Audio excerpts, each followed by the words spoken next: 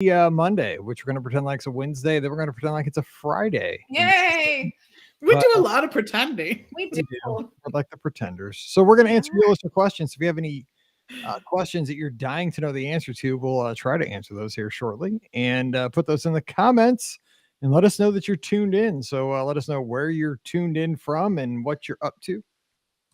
Okay, good. Where am I tuned in from? My lava lamp is kicking back there. Oh my gosh. I love that thing. I'm getting more joy out of that lava lamp than I should. Well, that's good. It's like the movement in it is awesome. I know. But it takes like an hour to warm up. Like it's like a big glob. Yes, it does. And then I almost give up on it, and then it starts going. So I know. So in our first apartment, when Steve and I, after we were married, his grandmother had one of the original lava lamps and gave it to us. I know. So we had it, and I remember seeing it. It was the coolest thing.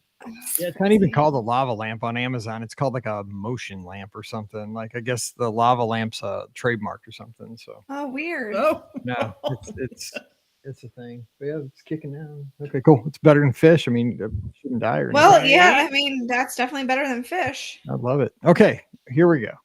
Thanks, Rhonda Lee, for being here. Lane, everybody, we're gonna record some questions. So you have any? We would love some fresh questions because the ones we have, they're not stale. Just I like good new questions. Oh my gosh. Okay, I'm just honest. Here we go. 2223. Welcome to episode 20. Let's try that again. No, I want to say 2223 2000. Let's say delete. I'm gonna try this fresh. Here we go. Welcome to episode 2223 of the Be Our Guest Walt Disney World Trip Planning Podcast. I'm your host, Mike Rallman from BeOurGuestPodcast.com and one of the senior agents over at the Magic for Less Travel. Happy Wednesday to you. Hope you're having a great week and glad to be back in the studio again, answering your listener questions. And today it's the OG crew. We're going to have a good time. We're all back together here in the new year, settling back in after, New Year's and then marathon weekend and the blisters and the pulled hamstrings and the sore knees. I'm back and the ladies are back as well. And we're going to have a good time putting together a couple of podcasts for you today. So starting off listener questions today, joining us from the mouseforless.com down in Atlanta, Georgia, we have Ricky. Ricky, happy Wednesday. What's going on? Happy Wednesday. Yeah. Just, moving and grooving toward having a baby here. We've got a room all ready to go though, so that's exciting. Like she's got a place to go when she gets here now. So that's important. That's very important. Yes. So and yes, of course, there are absolutely Disney touches in my baby room. So yeah, there's some really cute little Minnie Mouse stuff all over. So that's good. I thought about this the other day that you're preparing a room for your baby. You have to get the nursery ready and all that stuff for the new baby girl. And like, we're at such opposite points of our life, right? My oldest just got her stuff out of here. So now I have a podcast studio. So like I'm at the opposite end, right? I'm like, just can you take your dresser and your bed up to Chicago with you? And then I will finally, after 14 years of doing a podcast in the dead middle of the basement, in the corner, actually, it started off over in Florissant in the playroom. Yes, Lego, the Polly Pockets and Barbies everywhere, which I had to hide every time we recorded once we did video. Now I have a room with a door and I have TV in here that I can watch Love Boat on 24/7. It's amazing. Yeah, opposite directions. Yes. Yeah, awesome. Ms. New Gold. Anyway, also joining us up in Pittsburgh, Pennsylvania, co-owner of the Magic for Less Travel, we have Pam Forrester. Pam, happy Wednesday.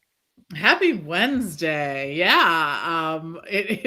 Being able to close the door is a good thing. When you inherit your kid's dog, when she goes to Chicago, that's true. We're getting the dog back. It is now my dog. So Mike's got a dog. Who would have known? I know, right?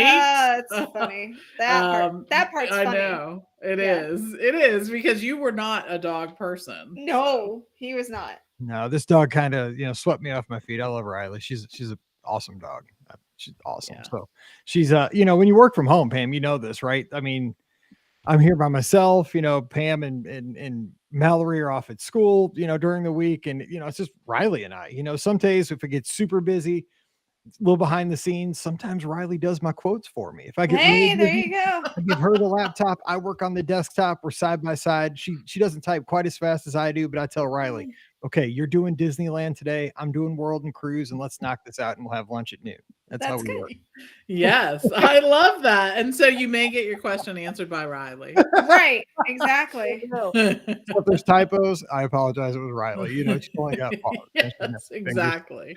So anyway, all right, let's get some questions here. Ryan's got a question here in the live chat. We're live on Facebook and YouTube. He says, hey, I'm trying to decide between a 4-day cruise on the Disney Dream in February or a 3-day cruise on the Disney Wish. Which would you go with? Okay, I have thoughts. Okay. First of all, Ryan's in our chat, so this is good. Hopefully he can follow up as he's listening. First of all, I'd like to know if this is your first cruise ever, because if it is your first cruise ever and you haven't been on any of the ships, I'm going with the 4-nighter on the Dream, because you won't have any frame of reference. You're going to get an extra night for probably about the same cost. I would guess, they're going to be in the ballpark, and you're going to get 25% more cruise for your buck. The Dream is a great ship. The Wish is obviously kind of the gem right now in the new hotness. But I would definitely, if this was me, I would do the 4-night on the Dream, especially first timer. Ricky, what say you between those two choices? I kind of agree with you. I would do the 4-night on the Dream. Just because I think that having that extra night is so huge. The biggest complaint that we tend to all have is that a 3-night cruise just goes by in an instant. So even though it's on the newer ship, I mean, the Wish or the Dream is such a fantastic ship. I mean, you're not going wrong by being on the older ship. So I would absolutely consider the 4-night on the Dream. Pam, you going to go 4-night, or do you have anything to say for Ryan? I mean, because the Wish would be a really neat experience, but if you don't have a frame of reference, you don't know what you're missing if you don't know. Yeah, I was going to say I would go with the Dream too, just because it's always, I think longer is, better. Always the right choice when you're going on a vacation. I mean, Steve always makes fun of me because he says I'm constantly adding more vacation at the front or at the back of our vacations. And I'm always like, yeah, that kind of does happen. But, I mean, is that not what you're supposed to do every Yeah, I thought that's what you're supposed to do. Just like, that's an occupational hazard, right? Totally, yeah. I can't go. So anyways, yes. All right. Next question is from Jessica in the inbox here. She says, hello, Mike and BOGP crew. We're planning a Disney World trip this year with another family. Would it be better for us to book a hotel ticket package together or separately? What are the pros and cons of each? If we book as one package, would only one of us have control in my Disney experience, or would both of us moms be able to have control of our families? Both of our families go to Disney World annually. We've just never been together. We plan to stay at the same resort and would like to be close to one another, but we don't have to be next door to each other. If it helps, here are a few extra details. My family's 2 adults, 2 kids. The other family is 2 adults, 3 kids. One thing to note is that the other family may be staying fewer nights than my family. Thank you. Jessica's in South Carolina. She says a listener since 2016. Listen to that. That's awesome. Long time to listen. So thanks for listening along, Jessica. Okay, so this is what I do every day. This is like my jam here. Bread and butter. Yeah, absolutely. So what you're going to do is you're going to book these separately. Okay, you're going to have 2 confirmation numbers. Each family is going to have their own confirmation number. And what you're going to do is connect through the app. There's a great feature called Friends and Family. So when you connect via Friends and Family in the My Disney Experience app, you can then make theme park reservations, advanced dining reservations, all that stuff together. You'll just check off in this list because everybody will now show up in the list, the kids and the adults. You'll say, Bob, Bill, Jane, whoever, and you'll check off everybody's name that you want to be included. Bam, boom, beam, bing, everybody's there. And what this does, it still keeps you under 2 confirmations. So you're in charge of your billing, because obviously your stay will be a different cost than the other stay. You got different amount of kids, you got different amount of days. You'll have a different credit card on your room than they will. you want to keep a lot of stuff separately, but you'll be able to plan together. So Pam, you know, we've seen this over the years. It is a slick system and it keeps everybody, but you can talk about the travel with, because that's something they might want to consider too. Yeah, so what Mike said is absolutely right. And you really don't want to book 2 rooms. Well, you can't really book 2 rooms under one reservation. There's a very specific situation where you can do that. And that's when you have your number of adults outnumber your number of children, and you're going to have a combined room because you don't all fit in that one room, or you want to have separate rooms. That's really only it. You're not going to book 2 rooms under one reservation 98% of the time. So Mike's absolutely right on that. But the linking through family and friends feature in My Disney Experience really gives you so much control. You can make dining, you can make Lightning Lane reservations, you can buy Genie Plus, you'll be able to share Photo Pass, all of those great features. And there is a little feature that Mike talked about too, which is called a travel with number. And you can have your travel counselor contact Walt Disney Travel Company to make sure that there is a travel with number put on that reservation. And that sort of gives the resorts a little more of a heads up that you will be traveling with this other reservation, and they're linked in that way. So that's what you do. Yeah. And I'll tell you, traveling with a group like this, like 2 families together, the kids don't just have a good time. The adults are going to have a good time together too. I know a lot of times we think we're doing this for the kids, but everybody's going to have a good time together. It's fun to see your friends' kids interact with your kids at a place like Walt Disney World. And also, I'll tell you what, we learned this a long time ago. When we took Mallory, because we took Paige's friend a couple times to Walt Disney World, and we took Mallory's friend a couple of times. It's so much easier to manage your kids when they have friends with them, especially like lines and stuff. Because we had like only children, right? Twice. Like Paige was an only child, and then Mallory came along when Paige was older. So it's like having a second only child. Way easier to manage when they have a friend. I'm telling you, they have entertainment. You don't have to entertain them, because otherwise, man, it was me playing all the, like girl slap games where you go, no, and I'm terrible at them. I didn't know how those things. I was like, good, you got a friend who knows better than I do. So there you go. All right, Lane's got a question. Good question that I've been getting about 1,001 times every day at the Magic for Less. When will booking for 2024 Disney World packages open? Good news is Pam knows the exact date, minute, and exactly. Wouldn't that be the treat, right? So we're probably not going to see those till much, much later in the spring, like the latest of springs, or even the earliest of summers. So that's how it works with Disney. They will release them all at once. We'll have a little bit of advance notice probably, and you'll see us posting something out there. The good news is when you book right when packages release, we actually have a special here at the Magic for Less that we only offer for about 30 days each year. I know, right? But we... Like the agents know, man. It's like, baby, you got 1 month. I know. I'll see you next month. That's it. And it's like we double the amount of the gift card that we give you for select packages during those 30 days for Walt Disney World packages. So just keep that in mind. During the first 30 days, you can reach out to one of our agents and we'll share that special with you. But yeah, we're all sort of waiting. It's so funny. We have guests. The travel has changed so much. We have guests that either book way, way, way in advance, or guests who are like, hi, I'd like to go tomorrow. Hi, it's me. I'm the problem. It's me. Yeah. I think it's all 3 of us, actually. Yeah, it is. We do both. All 3 of us do both. We plan way in advance, and we're like, I'm tired of it. I'm going to Disney. Yep. So anyways, yeah, you'll see it soon. But yeah, a lot of guests, a lot of last minute trips, and a lot of people who want to book so early. So real quick though, Pam, there is a change for 2024 that is, different than many previous years next year, and it has to do with the room onlys.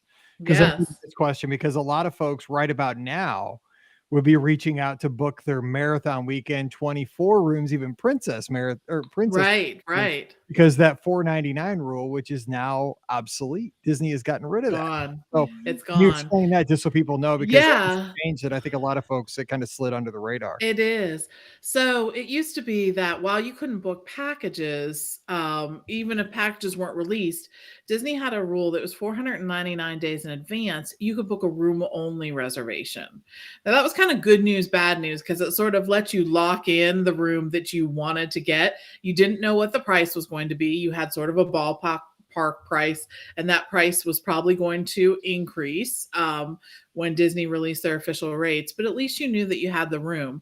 The problem with that was, though, is to convert it to a package, you literally had to convert it to a package, in that I'm canceling your room only reservation, you're getting refunded your deposit, and now we're going to turn it into a package reservation.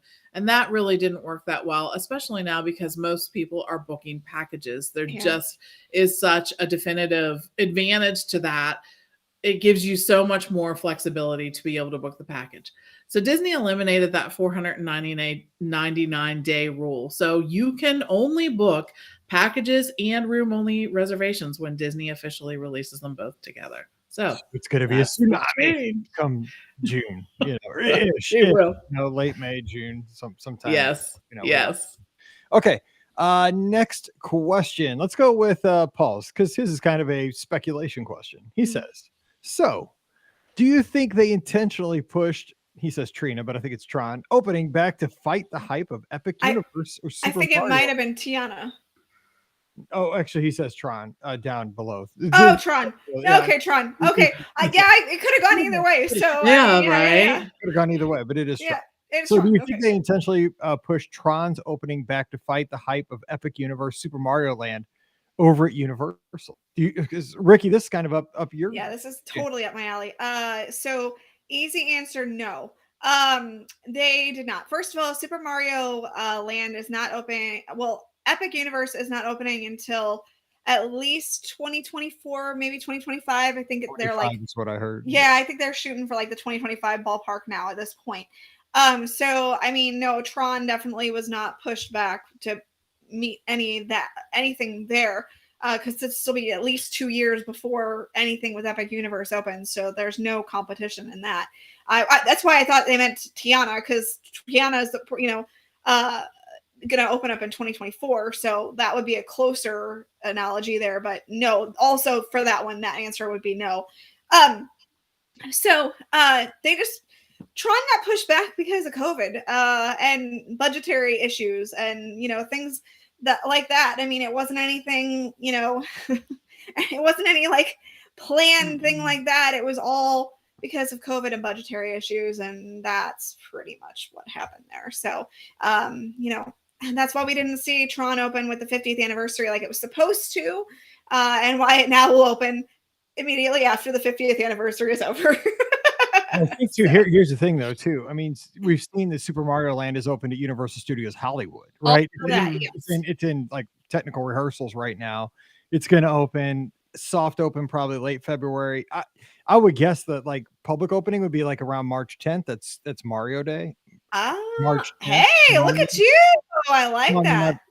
I'm a nerd, right? So I mean, and if you've seen the social media stuff of that place, it looks so fun. I mean, it's wild. Like, I look at that stuff. I mean, I'm not a big Mario guy, like Nintendo guy. I got a Switch for Christmas, but my one game that I got the Switch because I wanted the Atari 50 collection. Of course. I got this Nintendo Switch, and what am I playing on it? Super Breakout from the Atari 2600. It's basically a line in some bars, boop, in a little square ball. Boop, boop, boop, the most basic thing ever. Got it. Yeah. I did get Mario Kart though, so now I'm a golf game. So now I'm expanding my horizons. I'm just saying. That's but here's the thing: when I've seen that covered, like no kidding, like on social media, when I see some of that stuff for the last couple of days. Like, I'm like, is that rendered on the computer or is that the real world? Like, yeah, I know. What do you think, family? I think it's next level stuff for sure. I am so looking forward to that. First of all, it has made my family think about the fact that we need to go out to see Universal Hollywood. I haven't been there in a few years, and the food looks spectacular, everything. Yeah. And it sort of is, it's a really, if you haven't been there, you should check it out. It's just a neat thing. It has a lot of the things that Universal Orlando has, but it has some of the things that it doesn't have any longer, which is really a cool thing. And it's a very unique park. They still do the backlot things that I think I sort of always will miss that at Hollywood Studios, right? The backlot tour was kind of a cool thing. You could see the Golden Girls house, and you could see the plane, Walt's plane, and then, you know, you got to do Catastrophe Canyon and all of that stuff. But part of that really happens as well. But I love to see Universal Hollywood really start thinking about becoming a destination again, right?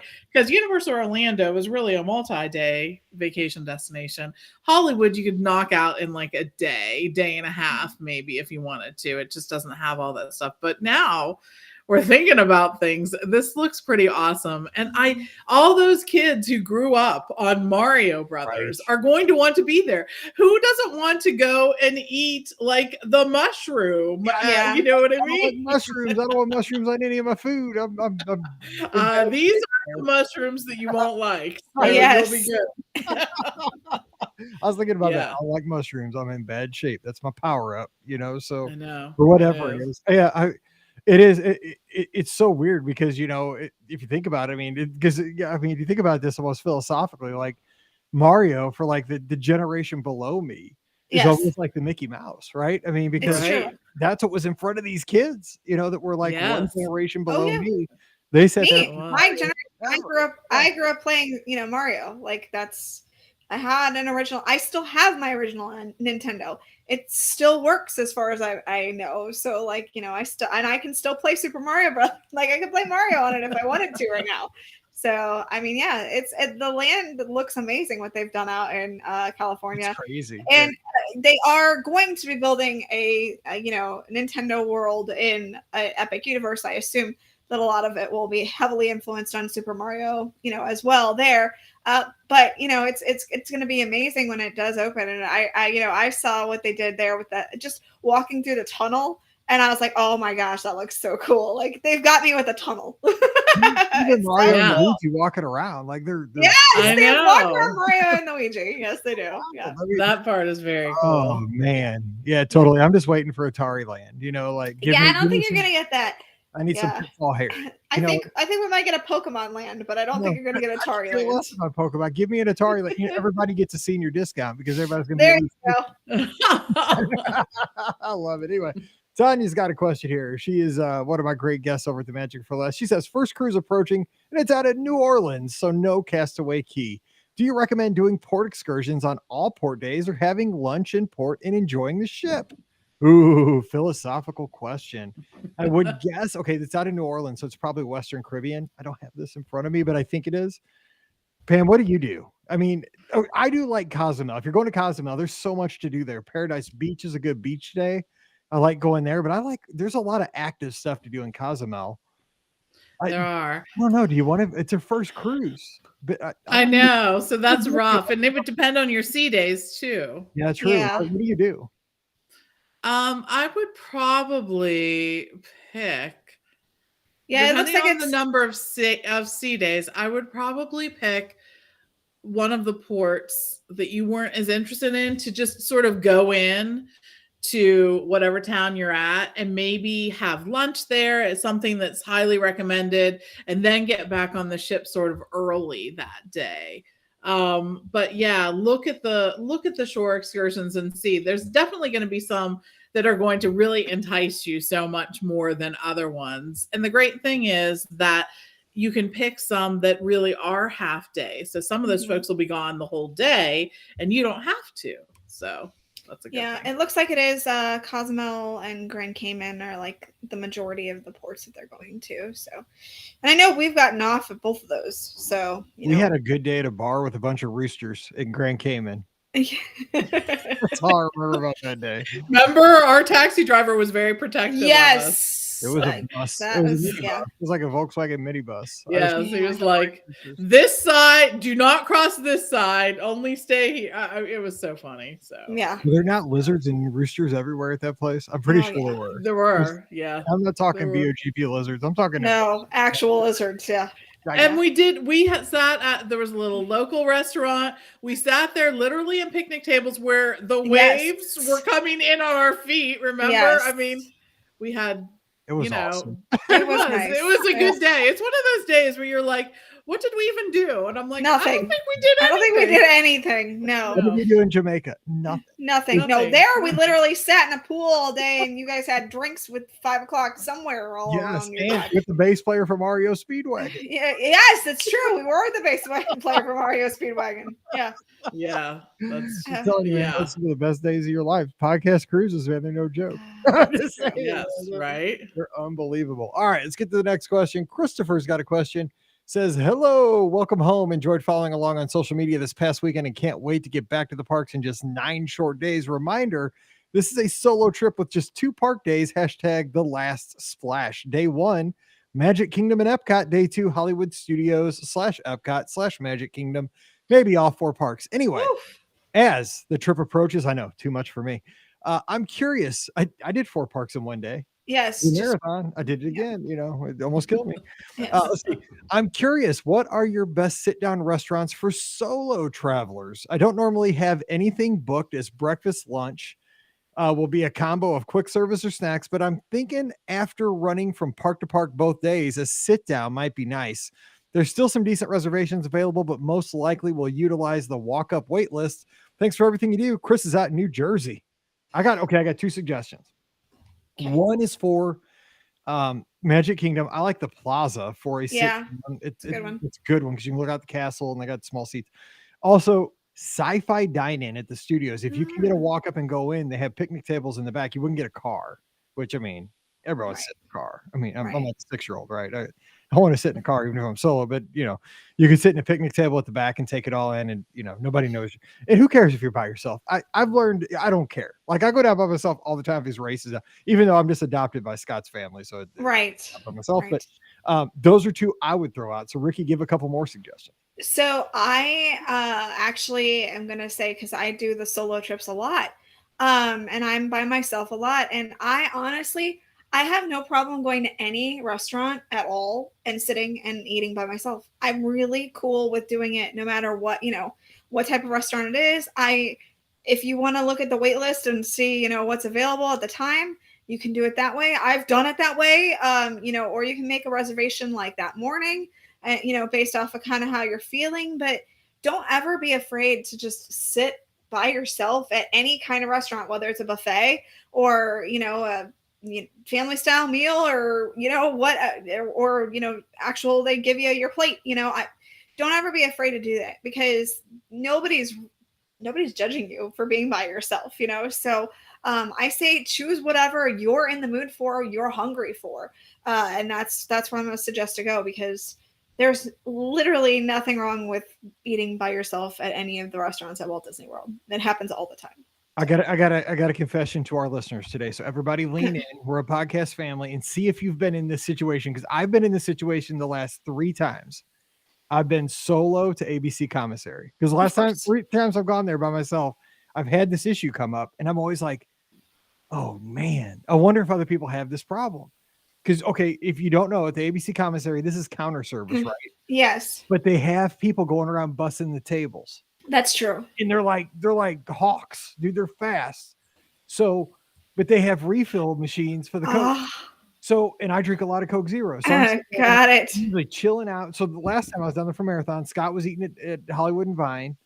I didn't want to do Hollywood and Vine. I was like, nope. I just want my grilled cheese, you know, buffalo chicken grilled cheese, my steak fries, good to go. So I go over there by myself, get my thing. I'm sitting under a fake palm tree, listening to the awesome jazz background. I'm just living life. I'm like, God, life is good. I'm just, so good. But I slam my soda and I'm empty. And I still got half my sandwich and all my fries. I'm like, oh, dude, I need a refill. So, but then I'm like, if I get up and walk over to that refill machine, by the time I get back, my food's going to be gone. Like they're so quick on the tables. So I almost wanted to like tell somebody around me, like, can you watch my food? Like, I would do that. I didn't have any more soda the rest of my meal. I just waited till I was done. I was like the whole time. So I sat at a table near the soda fountain too. I could have done that. That would, but I mean, I would have been like, like. Yeah, but at least you would have been able to keep an eye on it at that point. And I'd have been like, no, that's not done. Right. Which, seriously, I would hurt somebody over that sandwich. That's okay. because I only get it a couple times a year. I don't know. That's the thing. I got to ask. Hit me up on social media. Have you ever been like locked up in that situation? That's happened to me like 3 different times. Like, I need a refill, but I can't leave. I'm by myself. I don't need anybody to food. I need my family. The thing that always gets me when I'm eating by myself is when, and especially now being pregnant, is when I'm like, oh no, I have to go to the bathroom and I'm by myself. And like, I'm like, okay, just eat fast, finish fast, and then go to the bathroom after. Like, I don't like to get up in the middle of, like while I'm eating and go to the bathroom because you never know. So, I mean, yeah, I'm just like, I'm just going to eat real fast and then go. So Lisa down in Mobile, Alabama says a napkin left in the chair is supposed to mean the person is returning. It's supposed to, but What if this college program kid didn't get that memo that day? This is true. Right. Yeah. I got an etiquette class that day. My food's gone, and I'm just sad the rest of the day because I got to have my meal. Right. Anyway, back. I just want to throw that out there for the good, and let's all have this conversation because this is the real stuff. This is the real talk here. Yes. Talk right here. Okay, Pam, give a couple more solo suggestions you think for Chris. So I'm going to give, of course, the Brown Derby Lounge is, I think, a great place for a solo traveler. They have, smaller tables, which I think is sort of ideal. Sometimes when you're sitting there at a big table all by yourself, it feels a little weird. They do have some smaller tables, so try that. But it's a great people watching spot. They have good food, everything like that. You don't have to make an ADR. You walk up and see when you can be seated. And I was thinking at Animal Kingdom, I actually would suggest Tusker House because you get to, somebody else is going to take your pictures. And I think that's sort of a cool thing, especially when you're a solo traveler. Otherwise, you're sort of handing your phone off to the person behind you. And it's like, here, can you take my phone? Some people don't like to do that. And you watch my food, I'm going to go get a refill. Exactly. Yes, the whole thing. So I would try there at Tusker House and see how that works for you. All right, Chris, I know you're heading down, so have a good time. Frank's got a question. Hey, Mike, hope everything went well for you. Had a question about music being played during Marathon in Magic Kingdom. Is it always an upbeat version of When You Wish Upon a Star on a loop for Marathon over and over and over again? I know for half various Disney songs. Also an observation, 15 years ago, I went to the Magic Kingdom to watch my brother run the marathon, could walk almost all the way to the castle with hardly any spectators there. Sunday was the furthest away from the castle I've seen spectators seem to keep most, Disney seems to keep most spectators on Main Street and that turn to the right. Frank. Okay, so Frank, here's the deal. I don't know, because I'm always running it. I'm not watching it, but Ricky, I mean, you guys have spectated. I would imagine that it is a loop, right? I mean, because I'm never in one. I mean, I am slow. I'm getting slower every year, but I'm not so slow that I actually hear the whole loop repeat. Right? That's trouble. So I remember us being, I think near. It was at the TTC. It was near, where the that goes under, and I want to say that they were playing "Let It Go." Frozen over and over and over and repeat. I'd be like, I'm out. At that point, I think they were definitely doing like Let It Go over and over and repeat, So in addition to, caution, speed bumps ahead. So, we just kept hearing that over and over. It was both those things over and over again. So yeah, so that I'm pretty sure that they do just have it on a loop. And it can get grating sometimes. That's my buddy that says that, actually, Riley Claremont, that recorded that says caution runners, speed bumps ahead. I didn't know that until somebody told me that the other day. I'm like, oh my gosh, that's Riley. Funny. That's so cool because it doesn't sound like him, but it is. But now that's Riley from the announcing at the Run Disney. He's out on the dance floor. He's interviewing everybody. Nice. All right, next question is from Jessica. Hey, Mike and crew, my husband and I are newlyweds. And we'll be in Disney World from February 10th to the 17th. The combo, yay, we're married, and my birthday trip. We'll be at French Quarter and have a day at each park. I got to say, you're at the most romantic resort for a honeymoon and Valentine's Day. Just boom. Hang on. I got to give you the bell. Right. Perfect. Is this romantic? Yes. It is. Oh, dude, we're getting up on that. We are getting up on that. Yes. Oh my gosh, right. Yeah. So I mean, hey, get those in now. I mean, just Mike at BRGuestPodcast.com. We want your Is This Romantic ideas. I mean, if you're early bird, get those in. We'll start the folder and we'll get those ready for Valentine's Day because you can't miss that. Nope. Anyway, Jessica continues. He's never been to Epcot, and the last time I went with my family, we rode Maelstrom. Oh man, I miss Maelstrom. I know. Rest in peace. We'll be there on Valentine's Day and would love suggestions and advice on how to do it in general, but especially on food. Do we try to make a reservation somewhere or thrive off Festival of the Arts plus quick service? Thanks for all your help, Jessica. I say you always have an ADR, especially now that you can cancel. That's true. Mere hours before. It's an insurance. Right? That's true. Man, walk her through this. What would you do? Festival of the Arts is going on. Great snacks and good counter service, quick service, but it's Valentine's Day. I get that ADR ASAP. I think I would too. I think there's just something about, and I will say this really happens to my family, especially when there's an Epcot festival going on. So we're snacking around. We love the snacks. It's awesome. And then inevitably at some point we're like, you know what? I really want to just sit down. I want to sit down and have a meal. Like, I love the snacks. We love doing all that, but we all know it's a little bit of a challenge to figure out where you're going to eat once you purchase the thing, right? Like, there are tables that you can stand at, and that's awesome, but you aren't sitting down a lot and eating. Right. And I think at some point during the day, you just get tired of standing and eating or using the trash can as your table or whole eating and walking, and you just want to sit down and sort of enjoy the meal. So I would suggest making an ADR. And like Mike said, you have now the policies are so lax. You can cancel it up to 2 hours before. So make it now and just have it in your back pocket. So that you know. I'm going San Angel Inn if you can get it. Nice. Dude, Mexican in a volcano at night. Is this romantic? Is this romantic? Can I just hit that or repeat? Ding, ding, ding, yeah. Ding, ding. Yes, it is. It is totally. So, Pam, what would you give for a romantic restaurant, real quick? If you give her a suggestion, I said San Angel Inn. Wow, that's interesting because I think there's a few good choices there.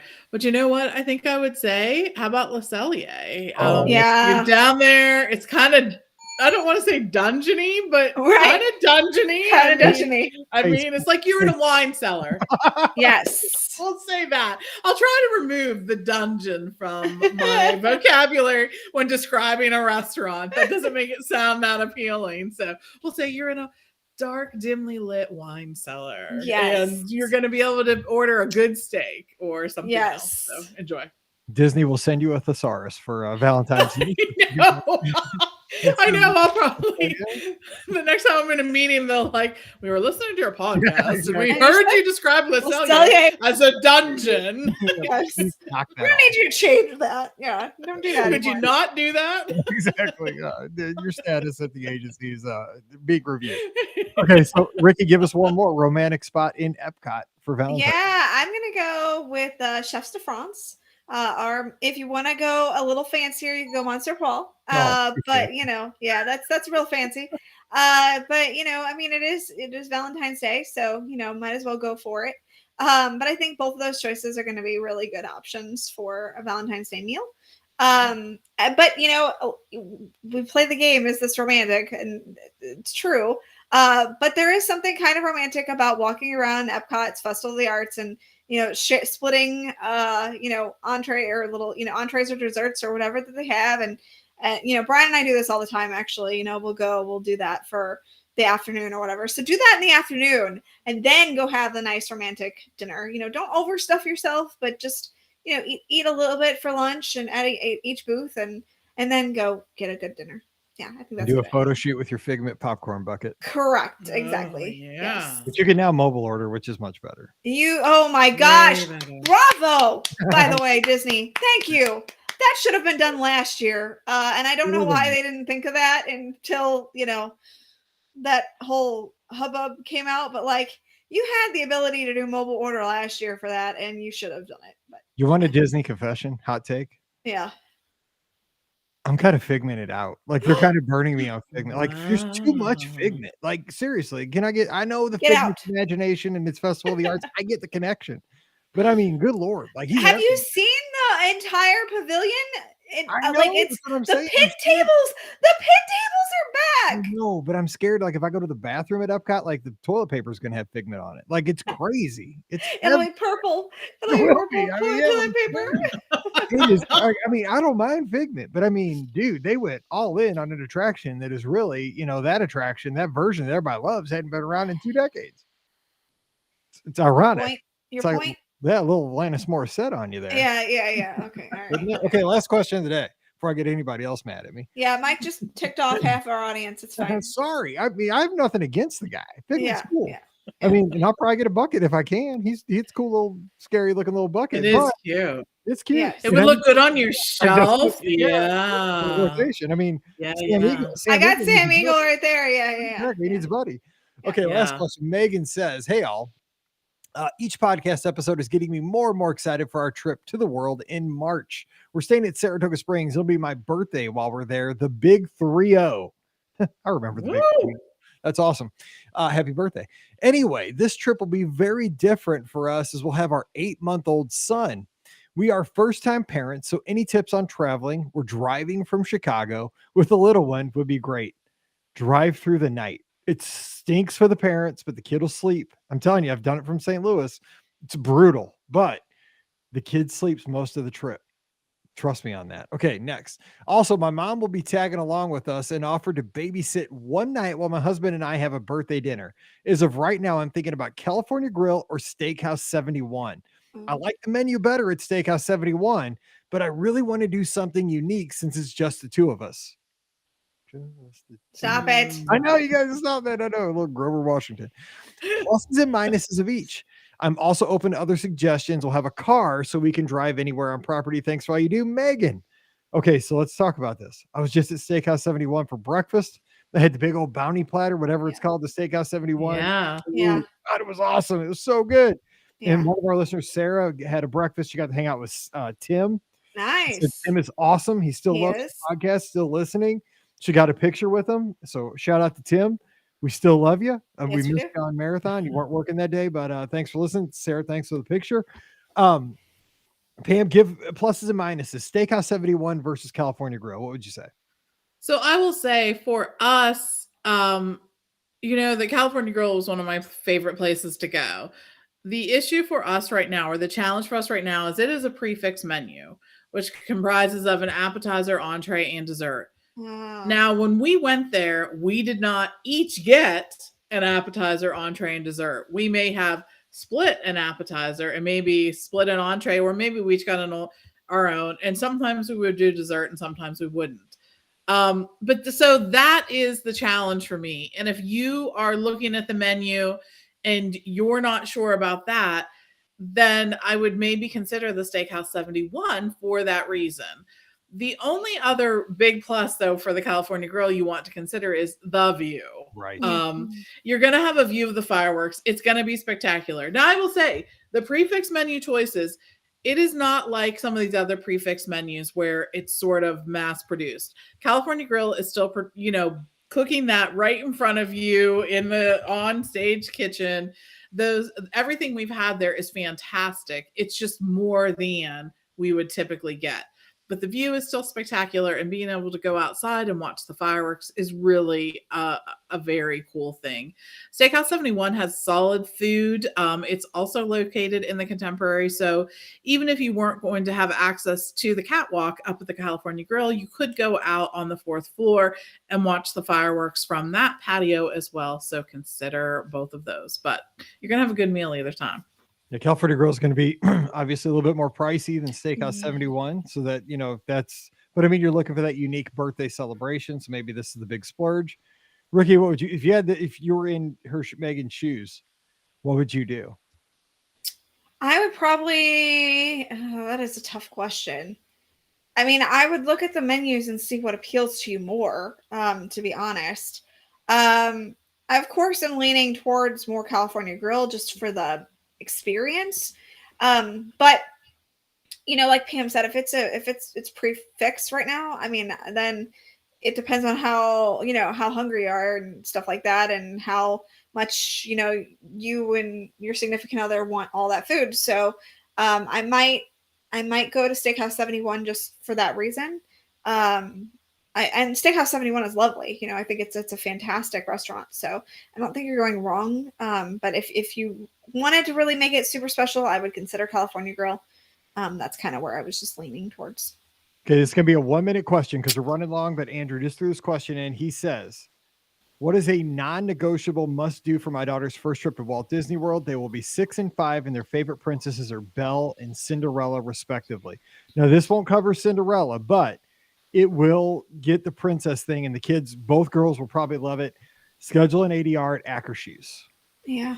Just saying, that would be something everybody's going to like. Yeah. And you're going to get 5 princesses and pictures and stuff like that. So real quick, what's one thing you would say, Pam, for Andrew? So I get to choose 2 because, you know, I like to break the rules in this space. Yes. But they're going to be 2 quick ones. Memory Maker is a must do. You just have to do it. If you have young kids, if you don't have kids, if you have a multi-generational trip or not, get Memory Maker, period. And the other thing I would do is for your day in the Magic Kingdom, I would get Genie Plus for everyone that day. And that way you can do the princess meet and greets. You can also do the Mickey meet and greet too, which is not a princess, but is going to be in the must do. And you'll have Memory Maker and you'll have all those photos and you'll go home and you're like, I was awesome. So yeah, do that. Absolutely. Ricky, what about you? A must do? I mean, I was going to say definitely make sure you do a Princess Fairy Tale Hall, both versions, both sides, as well as make sure you go and to the Royal Summer House and Norway, and make sure you meet Anna also. All righty. Well, that's going to do it for today's show. Thank you for the great questions. If you have a question, we'd love to get it here in the inbox. Send that to Mike@BRGuestPodcast.com. Just put listener question in the header there, and we'll get that on the next episode of the podcast. Also, you can join us on Mondays, usually around 5:30 Eastern. We record live on Facebook and YouTube, and would love to have you here joining us as we record live. As always, our shows are brought to you by the Magic for Less Travel. The agents at the Magic for Less really do work extremely hard every single day to help you plan a great Disney vacation. We know how special the trips are to us, and we want your trip to be just as special, whether it's with the grandkids, your children, maybe you're just adults going down together to have a good time. Maybe you're going solo. Whatever the goal for your trip is, we listen to those goals and we try to make that trip amazing for you. The good news is most of our agents have gone with kids, or they've gone solo, or they've run races, or they've gone on the ships.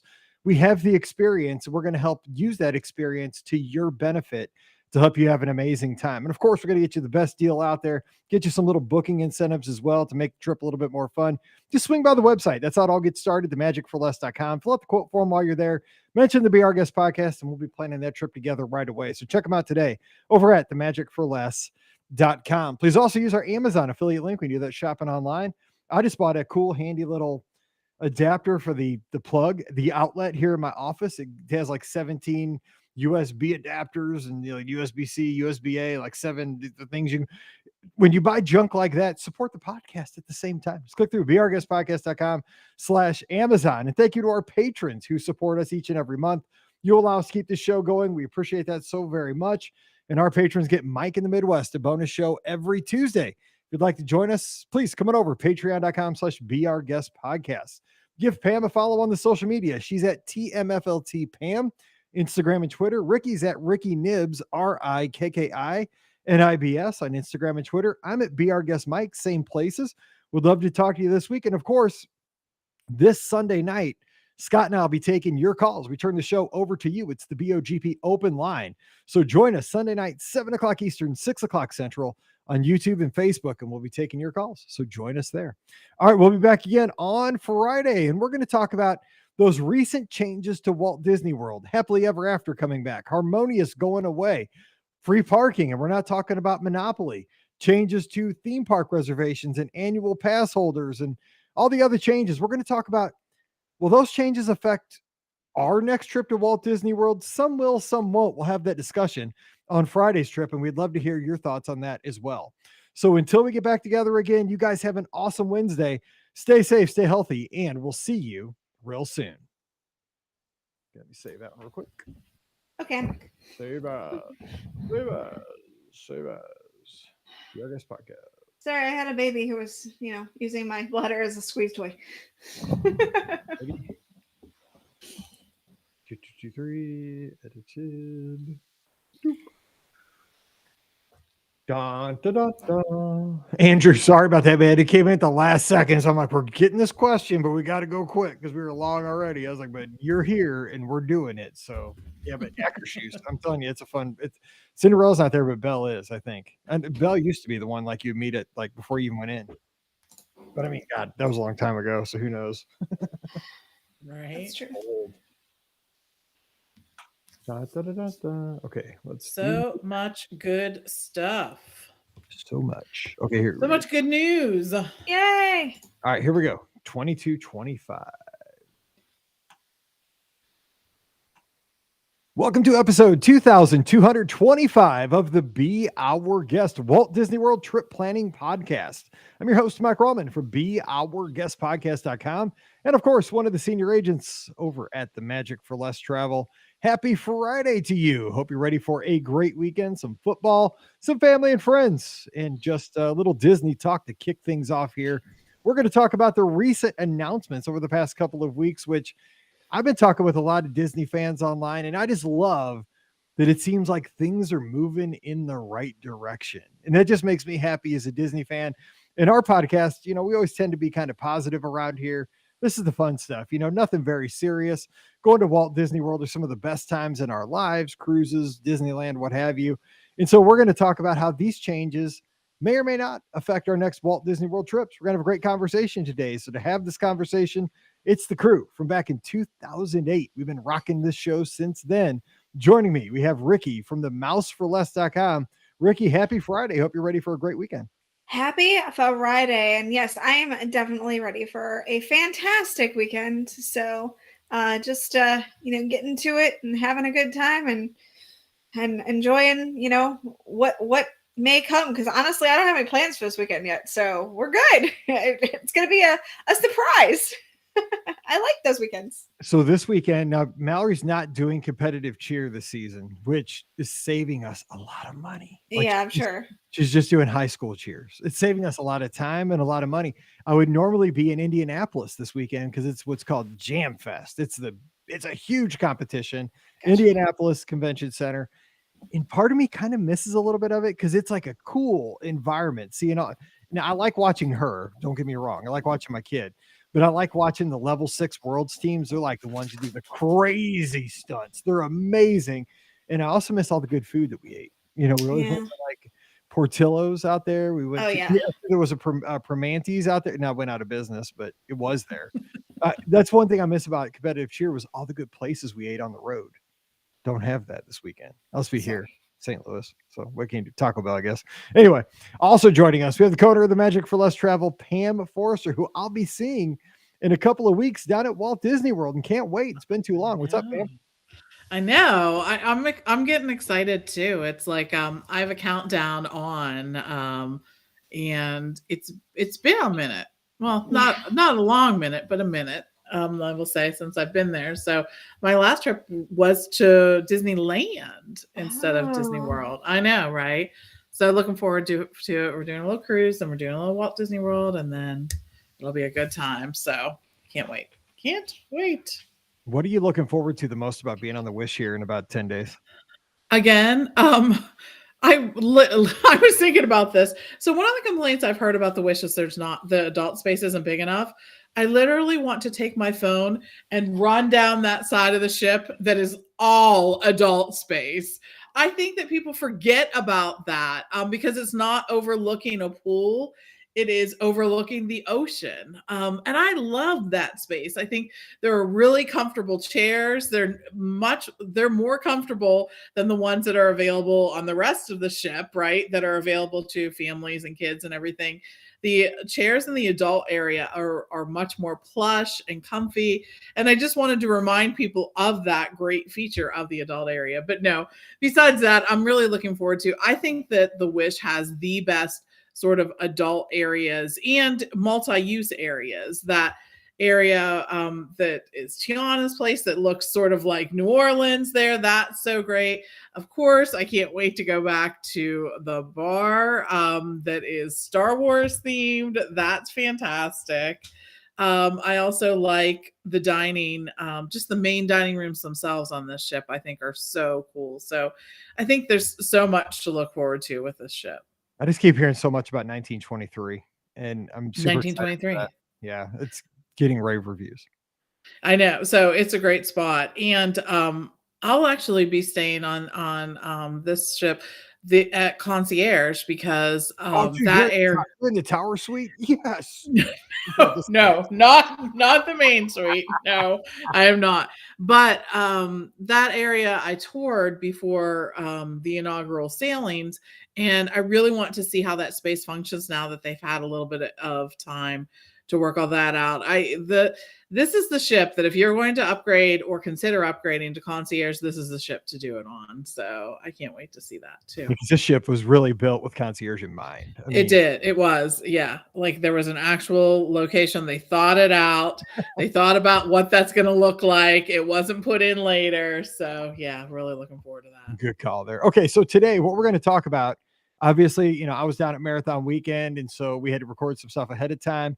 We got a lot of news. I mean, about a week ago, it was just wild, right? You get these days every once every 5 years or so where just news is coming out, and a lot of times it's not great news. It's like, oh, dude, this is closing, this is, but the thing was for me, and again, you could take these things because everybody, I always say this, we talked about this on one of the live call-in shows here on Sunday night, was that, I totally respect that with Walt Disney World, so many things are different strokes for different folks, right? And I'm not a huge fan of Harmonious, for example. Like, it just never connected with me yet.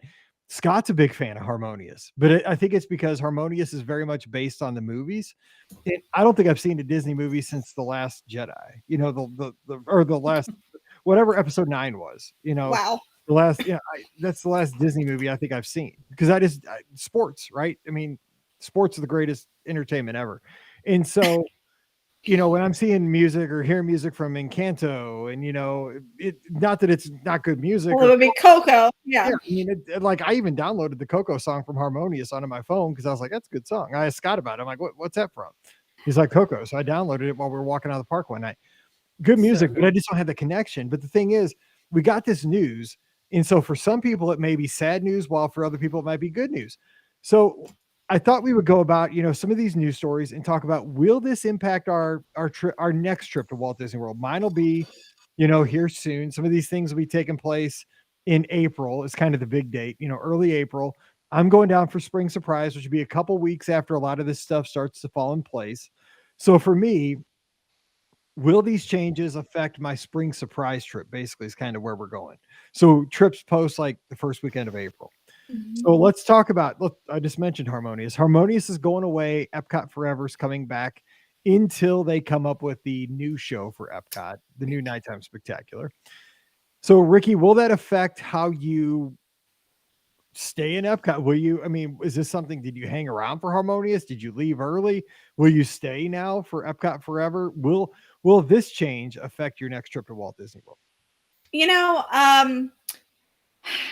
I've said this time and time again. I'm not the biggest fireworks fan. I did love Illuminations. I love the music of Illuminations though more than anything else. I do like Harmonious. I think I enjoy the music. I think that there are some parts of Harmonious that are, and I know this was the same thing that people would say about Illuminations. There were some parts of Harmonious that were a little slow to me. Hunchback is not a movie that I have a lot of connection to, and they use a lot of Hunchback in that part of Harmonious, and I'm not like the biggest Hunchback fan. So, but I did enjoy, Harmonious. Of course, I have obviously an affinity for the music of Epcot Forever. It's a lot of Epcot music, and it's it's the classic Epcot music that I grew up with. So I do enjoy seeing Epcot Forever. And I think for me, it's going to be one of those things where with fireworks, I don't always make myself a spot. You know what I'm saying? Like, the good thing about Epcot Fireworks is that it happens at the end of the night. So, as I'm like walking out, I can find a spot and stay there. And, I don't get a spot ahead of time usually for the fireworks at Epcot. But, I think it'll be the same here for Epcot Forever. I just have to laugh because I bought a shirt at the Disney outlets one time, and it was a pass holder shirt because Epcot Forever was well, it was when Epcot Forever, went away forever, and now it's coming back. So my shirt's not, not. It's like a collector's item now. I don't know. So yeah, it's weird again. No, it's pretty good. And I'll be honest, like I've left Epcot before the fireworks since Harmonious came back. I've seen it 3 times. I've seen it with Scott, other people, but I've not made it a point to stay till Epcot closed since Harmonious came on. And I always did with Illuminations. I never left before Illuminations. I love that show. Like it just like you had to be there. It was like the definitive. If it was 7:30, you didn't leave because Illuminations was going to happen. Because like those torches came on at 8. Dude, you're in. Like you can't leave until the end of the night. Like you had to see Illuminations. I'm going to be that way with Epcot forever. 1, because it's a limited time run, and 2, because it's just like it's just our thing, right? I mean, you get a little living with the land, you get some universe of energy, you get some veggie fruit. It's not gonna be there long, and it's just totally made for us nerds. So I will now stay for fireworks where I wouldn't over the last couple of years. Pam, what about you? Will this affect your habits on your future trip? I liked Harmonious. I really enjoyed the music. I think it was beautiful, and I think at different locations, and even if you couldn't see the center screen that well, I still enjoyed the Harmonious show. I thought it was unique, it was innovative, it was something that hadn't been done before. And I think that was sort of what they were leaning toward in that space, something very new. But I tend to stay till the close of Epcot, regardless of what's there. And I don't always really seek out a spot to watch whatever nighttime show is there. Sometimes I'm just content to be able to hear it. Sometimes I want to be able to see it, but it doesn't have to be a primo location. And I'm good with that. And then every now and then I'm like, okay, I want a great spot for this. I'm going to see it, whatever. I will say the other thing that really kept me in Epcot since the 50th celebration has started is Beacons of Magic. I was staying there to see it. For 1 second. So let me ask you this. Good question, kind of secondarily. Is Beacon of Magic kind of superseded Harmonious? I think it has for absolutely Disney, like, hardcore Epcot fans. It's amazing.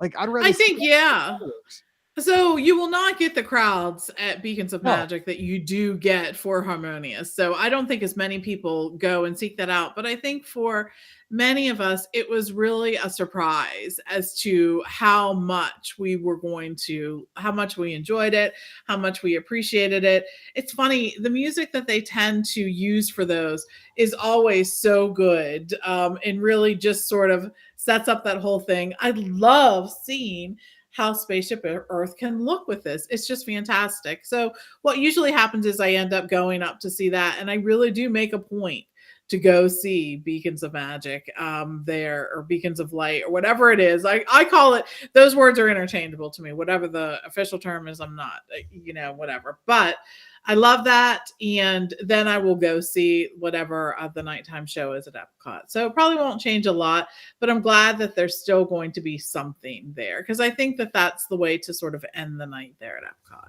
The thing too about Beacons of Magic or Beacons of Light or Bacon of Magic, I wrote about it today, so it's Beacon of Magic, whatever it is. Okay, so the lights on Spaceship Earth is that it's so fluid, right? I mean, it changes with the festival. Yeah, it changes with the seasons, and right now it's Festival of the Arts. They got a little Figment overlay with it. The colors. I mean, it's beautiful, it's gorgeous, and it's like it just gets you there. And like they can do Rainbow Connection with it. They can do at the 4th of July they can have a patriotic thing, and it just changes so much. And you can have different shows even on the same night, 10 minutes here, it's this. And then, half hour later, it's that. That's such a win. And it was such an unexpected win for me. So that, it was topic, but it's a great thing. Okay. But let's go over to the Magic Kingdom. So Happily Ever After's coming back. Now I did enjoy Disney's Enchantment. I thought that was a neat fireworks show. Wasn't my favorite. I'm going to enjoy Happily Ever After more. I like that show. Definitely. I was a Wishes fan, but Happily Ever After is 1A, 1B with Wishes on me for Magic Kingdom. But now see, Happily Ever After, I will stay till the end. Like in Enchantment, I might have, I might not have. This will change my habits. I will definitely stay to see Happily Ever After moving forward. What about you, Pam? What, same thing? Kind of the same story? At least once I will make the point to stay. I think the fireworks at the Magic Kingdom are challenging right now just because there are just so many people there who want to see it. And I've told you all this and shared on the podcast. I often buy a dessert party and we don't even do the desserts. We just we go. Humanity. I know. I'm sorry. I'm just not a huge dessert person. We'll get the wristband. Maybe we'll get something to drink or whatever. And then we head to the location. But I thought that Enchantment, that initial song is beautiful. I It agree. is one of the prettiest songs. The singers do a fantastic job with that, but just the melody of that song, I loved it so much. So that I am gonna miss, I will say. I like Happily Ever After too. In fact, I loved it. And it took a little bit for it to grow on me. It really took me seeing kids interacting with the movies that they love so much that are featured in Happily Ever After. And I think that's something as Disney fans, it's really important for us to remember that while we have certain attachments to certain things, there are generations with an S of people after us who have a connection with something else. And, it was one rainy night, I watched these little girls just fall in love with Happily Ever After with the Moana section. They sang it, they danced it, they were just loving everything about that. And it made me have such an appreciation for it. So I'll probably stay as often as I do now for the fireworks, I will say. So it will not change my habits. So let me throw out this theory that I've thought about. Okay. And I think this goes for the 50th anniversary celebration of Walt Disney World as a whole too. When you have things like Harmonious and Enchantment, I think kind of subconsciously I associate those things with the COVID period in a tough period where Walt Disney World was just weird. Yeah. It was a struggle, right? I mean, is somebody who works the world, like the world was tough. Like, yeah, personally in my business, it was the hardest I'd ever worked. It was the most uncertainty I'd ever faced. The podcast had to change. We had the nightly call-in shows that weren't about Disney. They were about just getting through the pandemic. And those were the shows that debuted, right? Harmonious came in, Enchantment came in, the 50th anniversary celebration came in during that time. And I just think that I subconsciously have negative feelings towards those shows a little bit because of the time period. And so when you hear about things like Happily Ever After coming back, what does that take us back to? That takes us back to like 2019 pre-pandemic.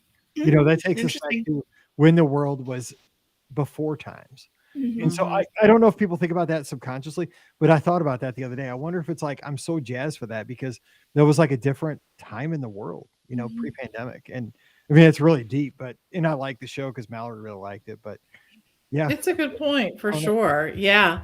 I wonder if there is some kind of connection with that. Like even maybe not, up forward in your brain, but in the back of your mind that you're still thinking about things like that. So that's interesting. Who knows? Because maybe it's not even fair for those shows. It's just that we associate that time period with this weird, funky time that we all had to struggle through.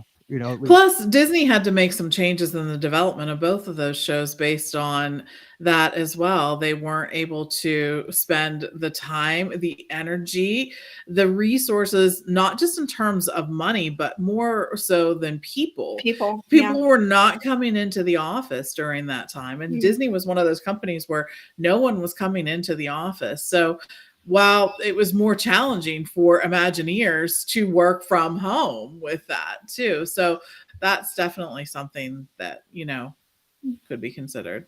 So Ricky, you're not a fireworks person. You've always said that, but I mean, Happily Ever After replacing Enchantment, any kind of change going to affect you at all? Yeah, I would actually potentially watch Happily Ever After way more than I would watch Enchantment. I have seen Enchantment once and I didn't enjoy it. So I've never seen it again. And whereas Happily Ever After, like there's definitely like I love that song. That song is so fantastic. And there are, pieces of music in that I connect with a little bit better. So I enjoy the Happily Ever After way better than I ever did Enchantment. So I'm happy that it's coming back, and I would potentially stop more to watch Happily Ever After than I mean, I haven't, like I said, I haven't seen Enchantment since it debuted, basically, and I'm like, nah, I don't really care to. So now that Happily Ever After's coming back, I might stop and watch the fireworks, or if I'm walking through and there's 15 minutes before fireworks and there's a spot, I might actually take the spot now. So where I wouldn't have for sure with Enchantment. So what's kind of weird though about these, about Harmonious and Enchantment, and but Happily Ever After is kind of getting this, and it kind of almost falls in the same boat as those other two, is that they had such a short run that they didn't have an opportunity to build nostalgia. They had a very, very short window for people to build memories and connection with those shows. For most guests, it best they probably got to see the show during one trip, maybe two. For those of us who get to go down for like race weekends, or like we're just we're lucky we go down every few months or something. Okay, we got to see the shows multiple times. We could kind of build a connection with those if we wanted to, but it takes time. Like, people loved Illuminations because it was there for a decade or more, 15 years. Wishes was there for over a decade. So it was like you went back to see a friend, and it was there. It was there when your kid was 3. It was there when your kid was 6. It was there when your kid was 7. It was there when your kid, it was a toddler, was in elementary school, was in middle school. So you had that nostalgia built. These other shows didn't get the opportunity for that either. Okay. We're getting kind of deep on this. Kind of weird, but okay, so let's move right on that one. Getting kind of wacky. Okay.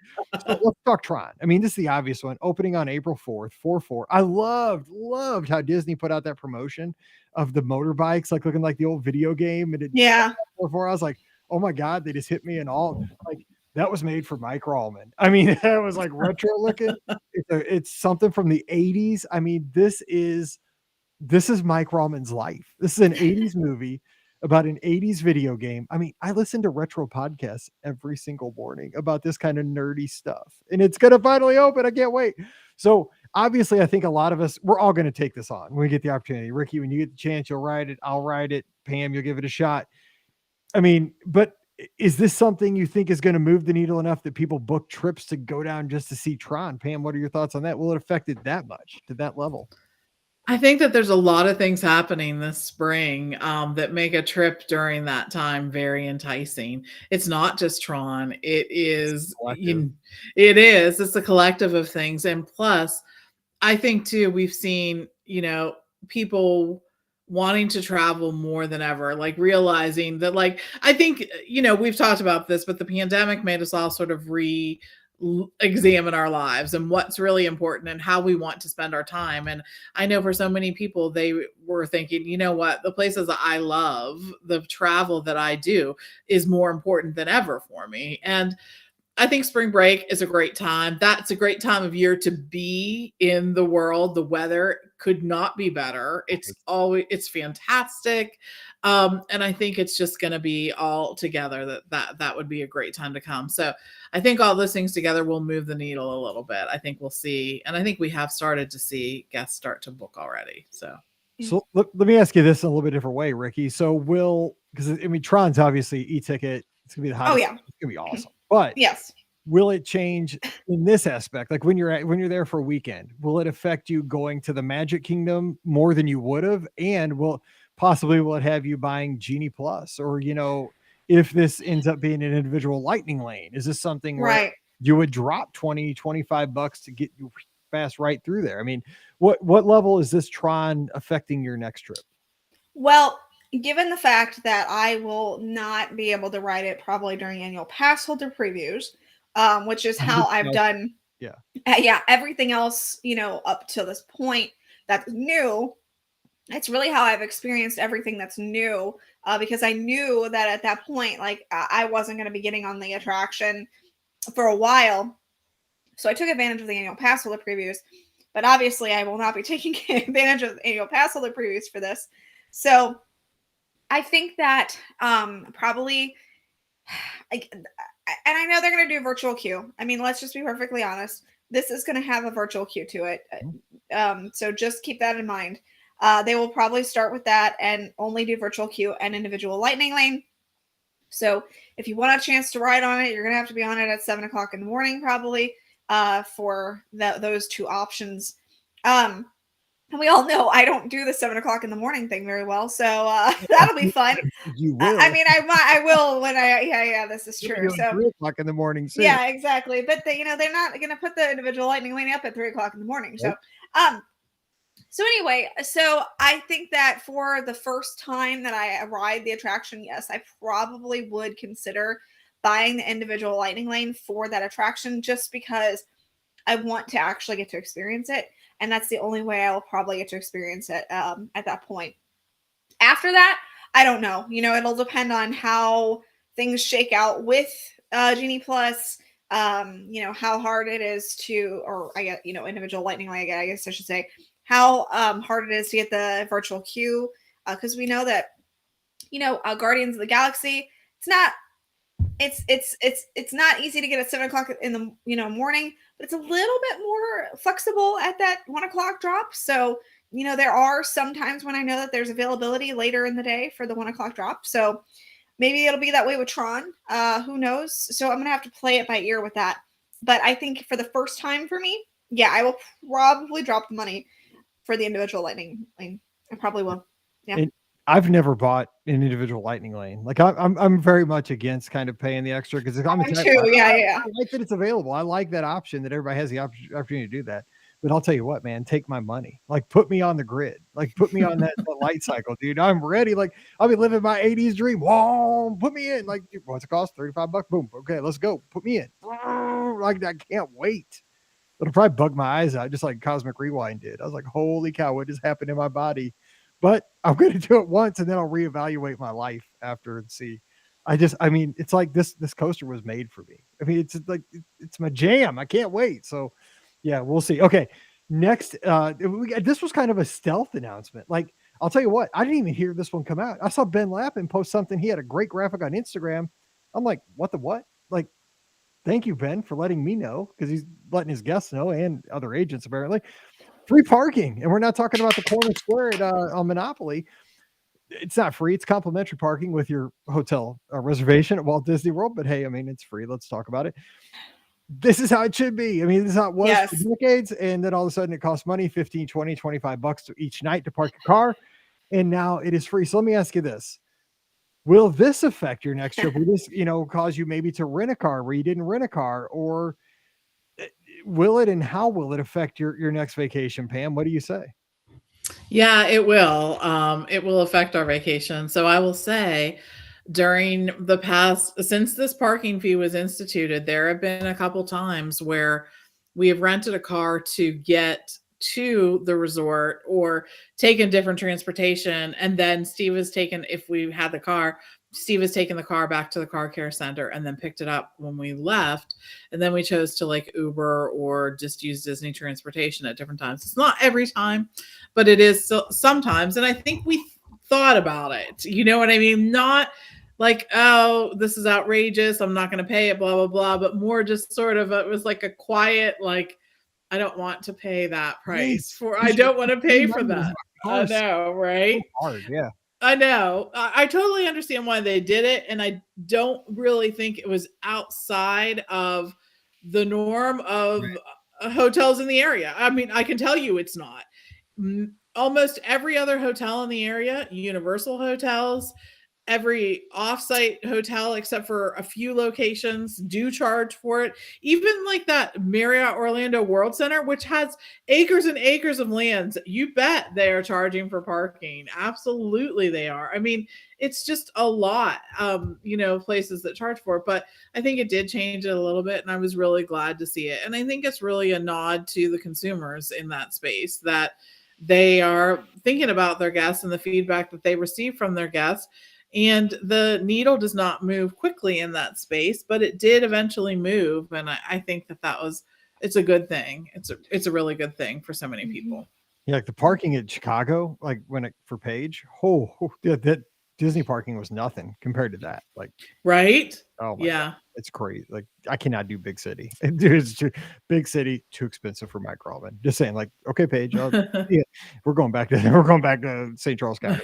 Okay, so but Ricky, you drive all Yeah. the time, so obviously you have your car, so but you stay off site, so I do, but there have been times when I've driven where I had my car and I had to park it, and Disney had, and well, let's put it this way, they didn't have to make the change, but they had to make the change because of the fact that when they had Magical Express, it was a lot easier, I use that in quotes, to ask people, okay, to pay for parking because we have Magical Express, so you can choose to take Magical Express, our free transportation, or you can choose to drive, get a rental car and we park whatever here. So in that regard, like once Magical Express went away, the outrage of people definitely hit full force at that point, because now Disney took away their ability to get to property easily, and they have to pay for parking, because if they're renting a car at that point, which more people have been renting a car because they have to do, they can't do Magical Express. So they're really feeling it both ways on that one. However, I actually disagree with a lot of people in the regards of the idea that everybody in the industry charges for parking. So it just makes sense that Disney does too. As someone who has worked in the hotel industry before, the reason that most, I will not say all, but most of the hotel chains charge for parking is because they do not own the land that those guests are parking on. So they have to rent out the space that those guests are parking on. Hence the reason why they're charging for parking, and sometimes exorbitant amounts of parking costs. It's because they don't actually own their lots. So they have to rent out the space, and so somebody, that's why they're doing it that way. That's why a lot of the hotels, like the smaller hotels like a Holiday Inn or whatever, most of them don't charge for parking because they own the land that their parking lot is on. So with Disney, that's kind of why I hated the fact that they started charging for parking, just because everybody in the industry was doing it. Well, they own their land. They didn't have a reason to charge for parking, which, like I said, most other hotel chains have to charge for parking because they don't own the land they're on. So that was always my pet peeve of the reason why I hated the fact that Disney charged for parking, because they didn't have to do it. They just did it because they saw it as a very large revenue source, free revenue source. And that's what irked me about that one. So I get it in other places. I get it in big cities. They don't own the land for parking, or if they do, it's a very, very, very tiny parcel of land that they own. And that's why they charge for parking. So that's just something from being in the industry that I know. So, what I wonder though about is like second and third order kind of consequences because of this. Okay. So now that we're back to no free parking, but no Magical Express. Okay. Right. So does that mean more cars on property? And does that mean more traffic on the roads? But then think about that. If you have that, is that less people on Disney transportation, which again, it has me thinking about, when I go down, because I always Uber at this point, yeah. I have a car there because I'm not paying for parking. So that keeps me exclusively on Disney transportation. So I'm clogging up, the monorails, the boats, one seat everywhere, the buses, but I'm also keeping a car off all the roads. But now if I decide to rent a car, now I got a car driving around every place, taking up a parking spot when I go over to Old Key West to eat at Olivia's. And, it's like second and third order consequences, right? And it'll shift, people off of Disney transportation onto the roads and more vehicles. And it's kind of interesting where I think Magical Express was kind of that sweet spot. It really kept cars off property, but a lot of cars off property. And it kept people on Disney transportation. I think that a lot of people are like you, Mike, in the sense of once they get on Disney property, even if they, have a car, they just take Disney transportation everywhere. So for the most part, so I don't know if it'll affect it as much. I mean, I'm sure it'll affect traffic a little bit, of course. But I don't know. I think a lot of people will do what you usually do when you drove down is, you park the car, you didn't touch it until you got back to, until it was time to go. So. But I've learned though, that there's nothing like having a car when you're going resort to resort. It's the best way to get around. I mean, it's just efficient. That's what I use Uber for now. Like if I'm staying at Pop Century and we're eating at Olivia's, I just jump in an Uber, 10 minutes, I'm there, but I mean, that $15, adds up. $15 here, $17 there after you tip your driver. I mean, it's just like, okay, so now I could have a car. I think about the price of the car versus 7 Uber trips over 4 or 5 days. It really does. You got to really do a cost analysis at this point, because the economics have changed. Okay, away from that, let's talk about annual pass holders not having to make theme park reservations if you want to enter a theme park after 2 p.m. I mean, this is like just a nod to the AP holders that want to go get a dinner because you have an annual pass. You want to hop in. I think it's great for Epcot, right? Or any park. You want to make a dining reservation. Pam, what'd you think about when you heard about this? I mean, this is just kind of throwing a bone to the AP holders, I think. I think it was. And I think that I'm just going to say this. Disney never gets enough credit for where the stuff like this. I mean, they could have had this come out one day and then the next day had some tiny thing that wasn't as positive, and people would be talking about the negative thing for the next 3 years. This positive thing that they have done is forgotten, but I don't think they got enough good publicity on this. I really, truly don't. The fact that you can go in without a park reservation. I'll be rolling in like this, right? I don't have a reservation. Nope, I'm an annual pass holder. What's up? Right? You don't need it. And so I think that that's a big win in that space for so many people that have that. So I'm rolling in like 2019. That's right. Just 2019 right here, coming through. Ricky, what do you think? I mean, we're joking, but we are very fortunate that we're annual pass holders, because absolutely we've kept ours. A lot of us are just boxed out right now. The thing we need is annual passes to return. This is true, and this is huge for me because I don't get to the parks till 2:00 in the afternoon half the time anyway. So it's all good for me. I'll take it. Yeah, actually, this is huge. I'm so happy that it's a small step. Keep in mind, Magic Kingdom you're still going to have a park reservation for that park on Saturdays and Sundays. So, after 2:00. So just make sure that if you're going to the Magic Kingdom and you're a pass holder, you on Saturday and Sunday, you have to have a reservation. But for everything else, I think it's fantastic. I mean, there have absolutely been times where this comes in handy a lot of times, where we'll be thinking, oh, I made a reservation, I don't want to go to that park anymore, and now I can't make a reservation anywhere else. So I'm stuck going to, this park, and then I can park hop after 2:00, and because you have to go to that park first. So this helps that problem so much, and I know it was a huge issue for a lot of annual pass holders. It's like, oh man, my plans changed. I had a reservation for Animal Kingdom this morning, and I didn't get to go to Animal Kingdom, but I wanted to go to Epcot this evening for dinner. But I didn't check in at Animal Kingdom first, so I have to go there first, then go to Epcot. So it's huge for things like that. I'm just so happy. I will definitely take advantage of this. And bravo, Disney. I agree with you, Pam. They didn't get enough kudos for this one. The kudos were a lot for the parking, but this one is absolutely huge for annual pass holders, and I'm so happy to hear that they did this. This one just has a much smaller audience that it's going to. Yeah, this is true. It's a hardcore audience, and it is a great thing. I think really kind of even more under the radar, but more practical. That's going to affect people more. Kind of the same thing as the park hopper moving to 11 o'clock at Disneyland.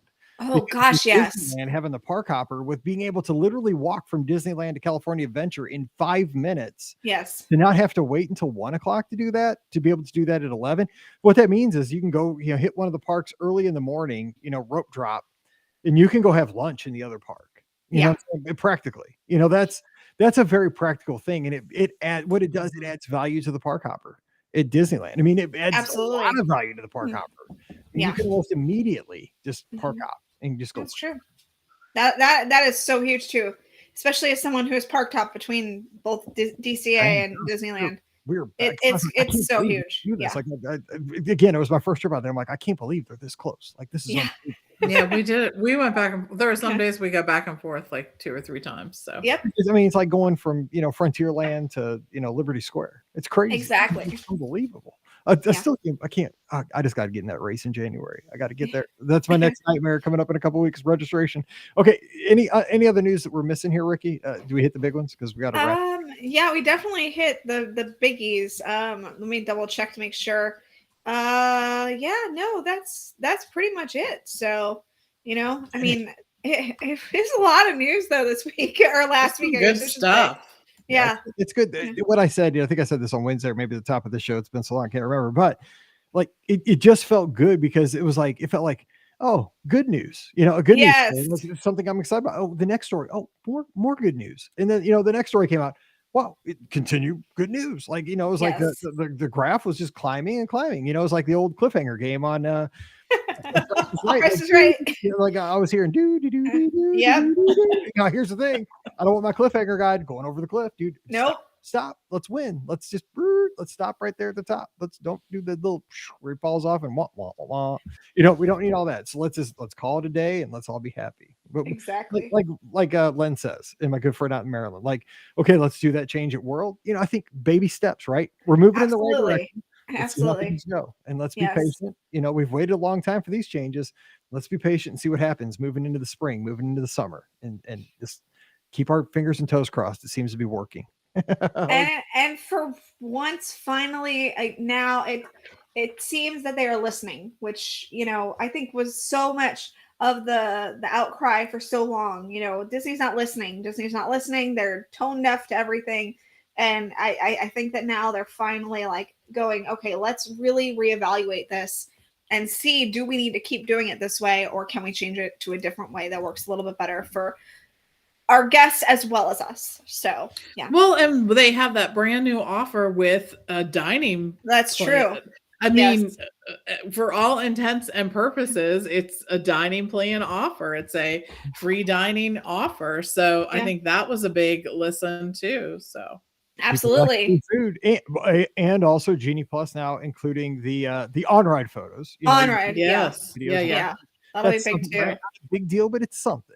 It is. It's not a huge deal, but it is something.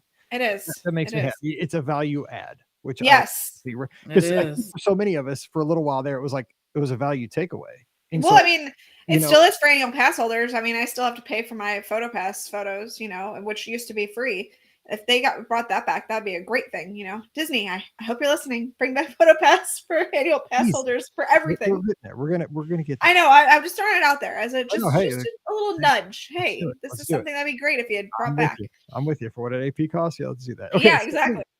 I want to get your thoughts on this. So again, you can go to the Facebook page. We have a great community over on Facebook. Just go to search for the Be Our Guest podcast on Facebook. We have a fan page there. Of course, Be Our Guest Mike on Twitter. I'd love to talk to you over there and have this conversation, retweet your thoughts so we can get those out there. I'm still on Twitter and love having the conversations over there. And of course, Be Our Guest Pod on Instagram. You can get the conversation going over there. Sunday night too, we have the live call-in show. Scott will be joining me. We'll open up the phone lines. Please call in. Will this affect your future trip? Any of these news items? Let's talk about it. Sunday night, 7:00 Eastern, 6:00 Central, Facebook and YouTube. Give us a call on Sunday. All right. Don't forget, our show is always brought to you by the Magic for Less. Pam mentioned it. There's not just one. There's two great offers out there right now for the spring and the summer for Walt Disney World. That dining card offer. Free food is always tastes better. I always say that. And you know what? You sleep better when your room is discounted. So there you go. You can do one or the other. You can't get both, but you can do one or the other. We work the numbers to see which one works out for you. Sometimes the deluxe, the room offers better. Sometimes, the food's better. The dining promo is better. That's what we do. That's our job. That's our thing. So just swing by the magicforless.com. Let us know what you're thinking about. Dates, what resorts, couple, 3 you might be thinking about, who's going, all that kind of stuff, how long you want to go, how many days you want to spend in the parks. We'll take it from there. We'll get you some numbers. We'll get you the best deal possible. But more importantly, we want you to have the most amazing trip while you're there. We're going to give you great tips to make the most out of every single minute of that trip. So just swing by the magicforless.com today. Fill out the quote form. We'll take it from there. Love to work with you. So check them out again, magicforless.com. Please also use our Amazon affiliate link when you shop online. That one extra click supports everything we do throughout the year. BeOurGuestPodcast.com/Amazon. And a sincere thank you to the patrons of the Be Our Guest Podcast. You make all these shows possible. And you get that bonus show as well on Tuesdays. It's called Mike in the Midwest. Come on over. We'd love to have you. Patreon.com/Be Our Guest Podcast. Give Pam a follow on the social media at TMFLT Pam. Ricky's at Ricky Nibs, RIKKINIBS. I'm at Be Our Guest Mike. Would love to talk to you this week. And of course, join us Sunday night for the live call-in show. All right, time to get out of here and let you get on with your weekend. Hope it's a great one. Hope your team wins if you're a football fan. And otherwise, hope you just have a fun weekend with friends and family. So for Pam and Ricky, I'm Mike, wishing you a great weekend. Whatever you do, stay safe, stay healthy, and We'll see you real soon. Yay. Boom. Boom. We did it. All right. Did that thing. Yes, we did. Always. All right. All right. See you guys next week. All right. Bye. Bye. 2225 edited. All righty, everybody. I will see you. Time to edit and get some Taco Bell and watch some Monday Night Football playoff edition. Bye.